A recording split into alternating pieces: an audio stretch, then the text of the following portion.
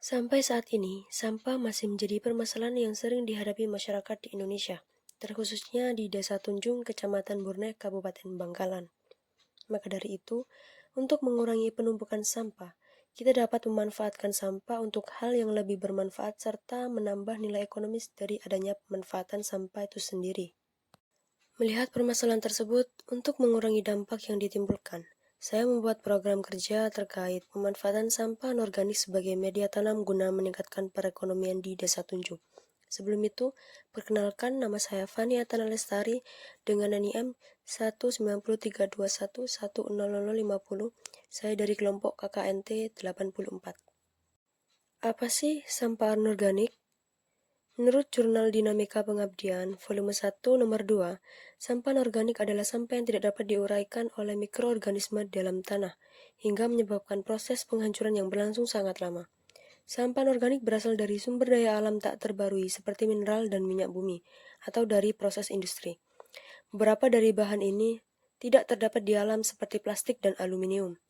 Sebagai zat anorganik secara keseluruhan, tidak dapat diuraikan oleh alam, sedangkan sebagian lainnya hanya dapat diuraikan dalam waktu yang sangat lama. Sampah jenis ini pada tingkat rumah tangga misalnya berupa botol, botol plastik, tas plastik, dan kaleng. Jika limbah dari sampah anorganik tidak diolah dengan benar, maka bisa menyebabkan berbagai dampak negatif bagi kesehatan, lingkungan, hingga sosial dan ekonomi. Berikut beberapa dampak negatif dari limbah sampah anorganik. Yang pertama, menyebabkan gangguan kesehatan seperti diare, demam, hingga infeksi. Yang kedua, menyebabkan bencana alam seperti banjir. Yang ketiga, mencemari lingkungan seperti penyumbatan drainase dan pencemaran air. Yang keempat, menurunkan kualitas hidup. Dan yang terakhir, penurunan kualitas tanah atau pencemaran tanah. Prinsip pengolahan limbah anorganik ini bisa diolah dengan menerapkan prinsip reduce, reuse, dan recycle. Berikut ini penjelasan lengkapnya. Yang pertama, reduce atau mengurangi adalah cara untuk meminimalisir penggunaan barang yang berpotensi menjadi sumber limbah. Contoh penerapan prinsip ini yaitu dengan membawa botol minum saat berpergian yang berguna untuk mengurangi sampah kemasan air mineral. Yang kedua, reuse. Prinsip ini bisa diterapkan dengan cara menggunakan barang-barang yang masih bisa digunakan.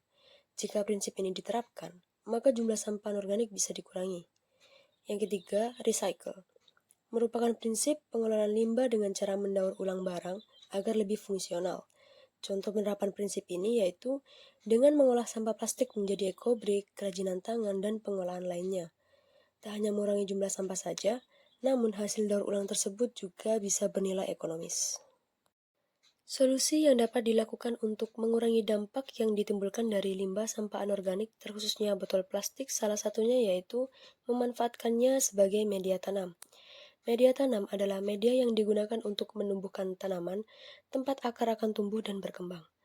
Media tanam juga digunakan tanaman sebagai tempat berpegangnya akar, agar tajuk tanaman dapat tegak kokoh berdiri di atas media tersebut, serta sebagai sarana untuk menghidupi tanaman.